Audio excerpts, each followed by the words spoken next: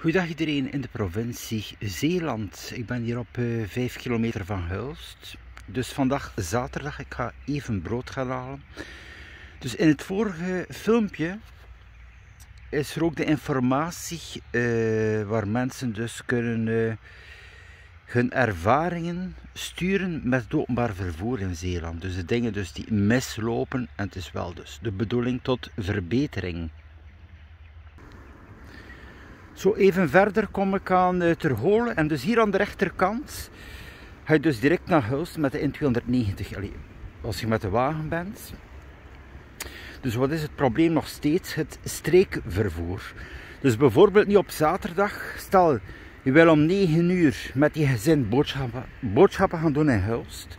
Er is geen bus tot Hulst, dus wat moet je doen? Ik ga even hier een voorbeeld tonen. Dus hier is nog 4 kilometer van Hulst. Ik ga even rechtdoor.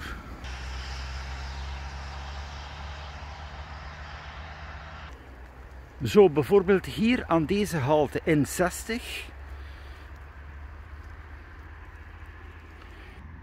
Dus wat zie je hier? Rijdt niet op zaterdag, rijdt niet op zondag. En dus in de week, de laatste, 17:52. Dus dan hierboven heb je de vermelding haltetaxi.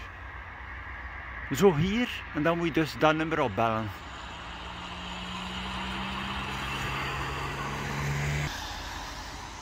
Zo, bel ik nu dat nummer op, dan komt die taxi hier om 10 uur. Het is nu wel al na 8 uur, dus officieel is er 2 uur tussen. Ze hebben nu gezegd 90 minuten vooraf bellen, maar soms is het wel 2 uur. Dus ik kom hier bijvoorbeeld, mensen van de omgeving, om naar Hulst te gaan op 4 kilometer afstand, 2 uur wachten. Om 3 minuten in de auto te zitten. Ik zeg, het is 3 minuten, 3-4 minuten van het rondpunt hier naar de linkerkant voor 4 kilometer te doen.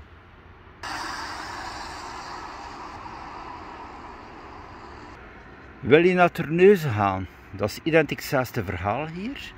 Rijdt niet zaterdag en zondag. Ik zeg, het is dezelfde lijn. Het is 1 bus 10 per uur in de week. En dus 1 lijn 10 in het weekend. Die wel rijdt tot Kloosterzande. Dus nogmaals, die bus rijdt tot Kloosterzande. Voilà, dat is deze route hier gewoon rechtdoor. Ik kom dus aan Kloosterzande. Hoe ver is dat? Hier even in beeld. 6 kilometer. Dus op 6 kilometer is die bus, lijn 10, Kloosterzande naar Terneuzen, de zaterdag. Die reed vroeger tot Hulst, maar men heeft gezegd, men gaat besparingen invoeren, we gaan de bus inkorten tot Kloosterzande. Dus wat gebeurt er? Je moet dus van Vogelwaarde, van andere locaties, met de lijn 10 reizen naar Kloosterzande. Dus je betaalt de bus en dan daar moet je de taxi betalen. 2 uur vooraf te reserveren naar Hulst. Het is wel een aangepast tarief. Het is een haltetaxi. Maar het is totaal niet praktisch. Ik zeg, als je met je gezin bent. Ik heb nu zelf een peuter, die wordt 4. De zaterdag slaapt deze keer wat langer. Dus ja, ik kan ze toch moeilijk niet wakker maken om te zeggen van, luistert, de taxi is 2 uur op voorhand gereserveerd, je moet perfect op dat uur in Kloosterzande zijn.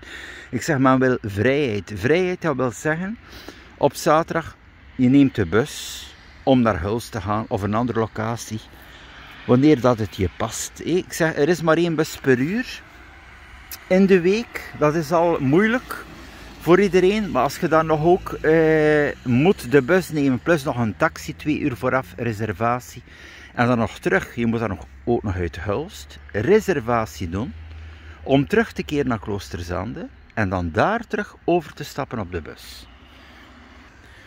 Bon, het vervoer is de verantwoordelijkheid van de provincie. Ik zeg, dat is nu maar 1 voorbeeld. Ik zeg, er zijn verschillende voorbeelden, ook in Terneuzen. Je gaat naar een winkelcentrum. Je moet te voet stappen tot het winkelcentrum.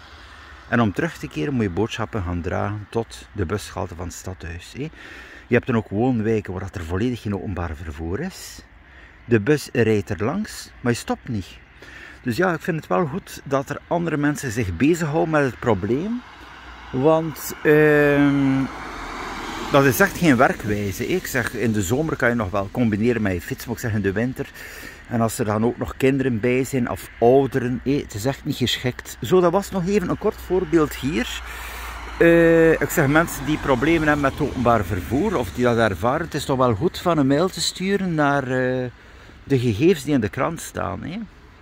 Zo, dat was het even.